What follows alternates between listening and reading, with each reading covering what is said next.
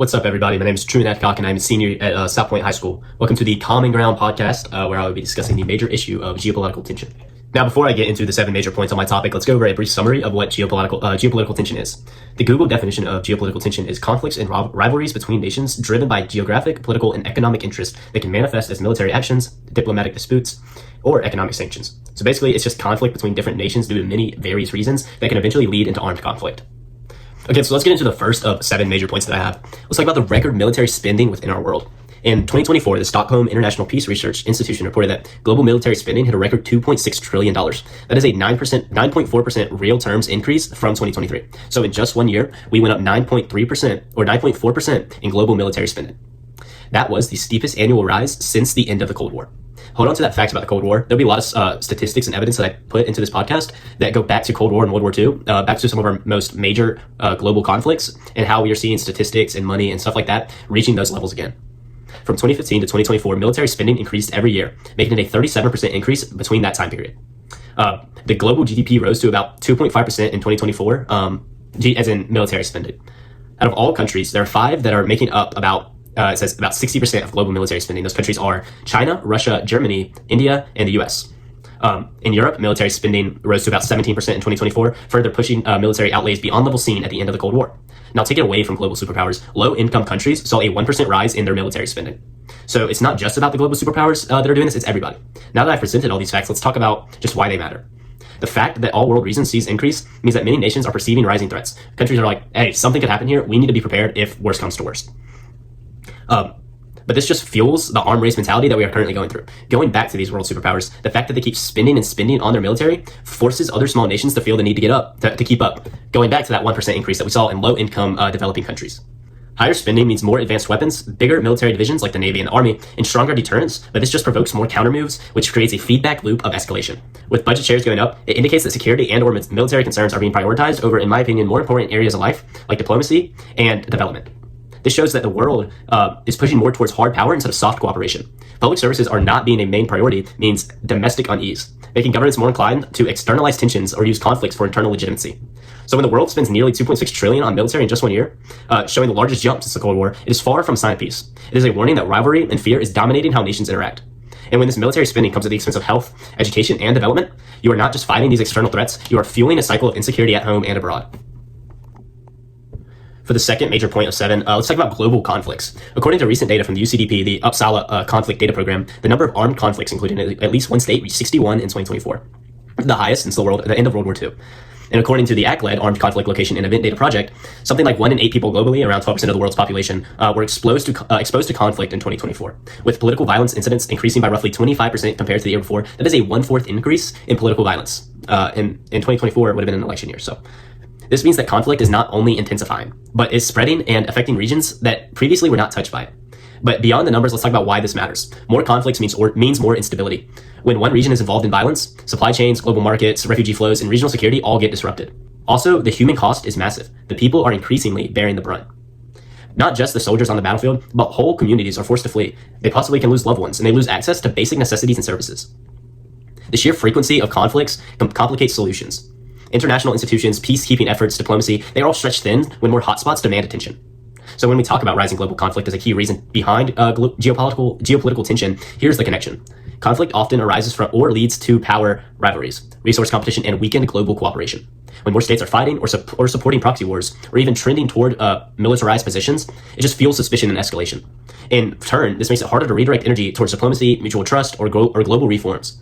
In short, this rise in global conflicts is both a symptom and driver of geopolitical tension. It shows the world is less stable, more fragmented, and that stakes are rising not only for you, but for me and future generations. Now, getting into our third major point, which in my opinion is one of the biggest, is the humanitarian impact. According to the UNHCR, more than 122 million people worldwide have been forcibly displaced by war, violence, or persecution. This is something that has been rising year after year. And many of these people are internally displaced within their own countries, stuck in their countries without refuge, proper shelter, or a safe place to return. And this isn't a remote statistic. It means whole communities uprooted, children missing valuable education, and families without homes. The ripple effects of conflict are stretching far beyond the battlefield.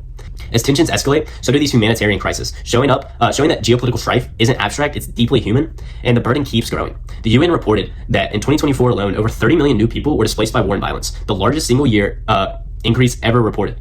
So We're talking World War I, World War II, Cold War, all that, and we're not even in a major world war right now, and we see a record number of people displaced.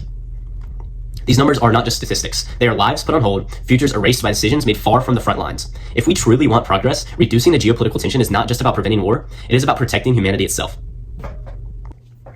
Moving on from the humanitarian impact, we'll get into our fourth major point, which is economic fallout. According to the International Monetary Fund and other analysis, persistent geopolitical fragmentation and trade disruptions could end up costing about 7% of global GDP in a severe situation. And in a more recent report by Lloyd's of London, a hypothetical major conflict, for example, if the war in the Middle East were to grow to something or possibly a World War III situation, is projected to inflict losses such as $14.5 trillion US dollars over 5 years. And that's not saying the US would spend $14.5 trillion. That's saying if you took all the money used to fight this war or this conflict, $14.5 trillion US dollars would be the outcome. Now, why does this happen? Trade and investment shrivel. When nations turn inward or impose these sanctions, trade slows down and supply chains fragment and nations' investment freezes.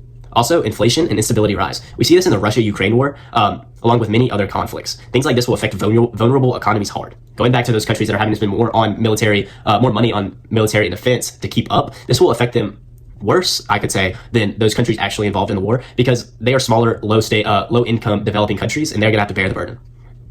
And this is not some distant problem. Unemployment rates will rise, prices will rise, and public budgets will be tight for everybody. When economies struggle, the pressure on society increases and only feeds this geopolitical tension. So geopolitical tension does not just threaten world peace, it threatens the prosperity of nations. If we as a whole want global progress, we have to recognize the economic states are as serious as the political ones.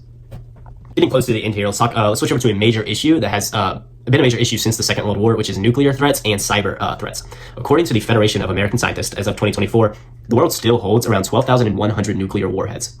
Even though that is lower than the Cold War peak, the number of warheads is rising again for the first time in decades. Let's take a pause here real quick. I've stated many times that things are rising again. Over and over I stated that. At almost all of my major points so far, for the first time since our last major world conflict, things again are once on the rise and reaching those levels. I'm just a senior in high school, but history does repeat itself. It is genuinely time we start addressing this and making a change. Anyway, nations like Russia, China, and the US are all modernizing their arsenals instead of dismantling them. This means faster missiles, more stealth submarines, and more stealth helicopters and planes, and a short reaction time. That just means danger, if you were to ask me. But the battlefield has also gone digital in the new day and age. The Center for Strategic and International Studies recorded over 150 state-linked cyber attacks in 2024 alone. These targeted governments, healthcare centers, and power grids. These are not just random attacks from people sitting in their basement with their buddies. It is governments using cyber tools as weapons. There is a major threat to these cyber attacks and what they can impose on nations and people. Nuclear and cyber threats are showing just how fragile world peace is. One misstep, false alarm, or one line of a code can spark a whole worldwide crisis. Reducing geopolitical tension is about survival in an age where power can destroy anything with a single press of a button. For our sixth major point, let's speak on the spread of information and the Great Division within not just America, but the whole world. According to the European Union's Disinfo Lab, state-sponsored disinformation campaigns have doubled since 2019. Governments and political groups are flooding the media with these false narratives, and it's not just to confuse people, but it's mostly to divide them. These operations target elections, international alliances, and surprisingly, humanitarian organizations. The goal of misinformation, contrary to the popular belief, is not just to spread lies, it is to fuel political division in our world. Now, I could make a whole new podcast on political division and how that is a major threat to our society, but I'm going to stay on track here with geopolitical tension. The thing with geopolitical tension and political division is they coincide with each other, but they are two major problems within our world today. Now, when citizens do not trust their own media or leaders, it becomes easier for conflicts to escalate. The Rand Corporation calls this truth decay, the blurring of fact and opinion that weakens democracy and fuels this polarization. The more societies become divided, the easier it is for political rivals to manipulate public opinion and justify this feeling of aggression. Now, once again, many examples I could go into here, but not going to today. So misinformation does not just twist the real truth. It breaks the trust that holds nations and societies together. If we want a more peaceful world, we have to defend the truth the same way we defend our people and our borders. Lastly, a more natural issue within our world is climate cooperation breakdown. The UN warns that international cooperation on climate goals has weakened as rival nations focus more on the sense of competition instead of collaboration. Global emissions are now 60% off track than what's needed to meet the 1.5 degrees Celsius target. This is largely because countries are prioritizing their defense budget over sustainability. When major powers stop sharing technology, funding, and research, progress slows for everybody, especially for developing nations that are hit hardest by floods, droughts, and rising seas. It is a chain reaction. Conflict fuels distrust kills cooperation, and without cooperation, the planet pays the price. If we cannot find this common ground, then everyone's going to lose. Reducing geopolitical tension is not just about stopping war and conflict, it is also about protecting the world that we live in. Now that we've gone over the 7 major points in my argument, I'm certain you have some questions and things that could go against my argument and the cause that I'm pushing for. But lucky for you, I came up with 3 potential flaws that may get people to support me. I've also researched these deeply and proven why these flaws are movable, and we can easily work around them to reach the cause and reach the end of what we're going for.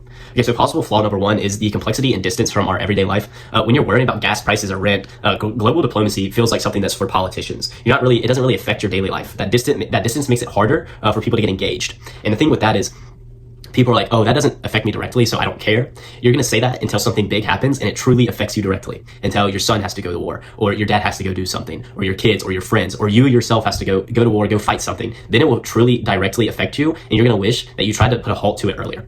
Okay, so possible flaw number 2, nationalism and political bias. In many countries, people relate peace efforts with weakness. And we saw this like big in the Cold War. It affected our president-elects. They were saying like, I can't say this yet. I can't do this yet until the next election because I want to keep my spot. It affected them because people in America were going to say they are weak on communism. Wow. And if they appeared as weak on communism, they weren't going to get elected and they were going to lose that presidential spot. Talking about diplomacy can be seen as soft on security. Going back to the Cold War and president-elects, when it comes to being seen as soft, no one wanted to be seen as soft. So that's what even pushed that Vietnam proxy war even more, because people in America were edging them on to send people over to Vietnam. And we saw this before Lyndon B. Johnson got reelected. He said, I'm not going to send an American boy to fight an Asian boy's war. He got reelected and he sent tens of thousands of American boys to fight in a war in Vietnam. And this is proven that is the smarter long-term strategy, to fight it now and try to stop it now instead of pushing it off and dealing with it when we have to come to it and we're already, in the situation that we don't want to be in. And finally, possible flaw number 3, economic and power interest. Industries tied to defense, energy, and weapon manufacturing profit from tension. They make money when war is happening. They make money when you have to prepare for a war. If there is no war, if there is no tension, if there is no rivalry, they aren't making money. So to them, that's a failure, and that's why they need these wars to boost their money, to boost their economy. For them, peace is not good for business, and it kind of creates this silent resistance to reform. But these flaws do not make the cause impossible. They make it human. I would be lying if I said that we would ever reach world peace. It's not going to happen. It's never going to happen. But trying is what matters. How can we fix something without trying? People resist what feels complex, political, or against their interest, but understanding these barriers is the first step to breaking them, and proving that peace is something everybody should try for. So at the end of the day, reducing geopolitical tension isn't just about preventing wars. It's about building a future where cooperation replaces fear. Every statistic, every family displaced, and every dollar spent on conflict reminds us just what is at stake. The world doesn't need more division. It needs leadership rooted in understanding and shared goals. Real progress begins when nations and people choose dialogue over dominance. They use their words, they talk it out, not fighting it out, not killing each other over it, because that just makes things worse. It does not make things better. Together, we can turn tension into trust and make peace the ultimate measure of power.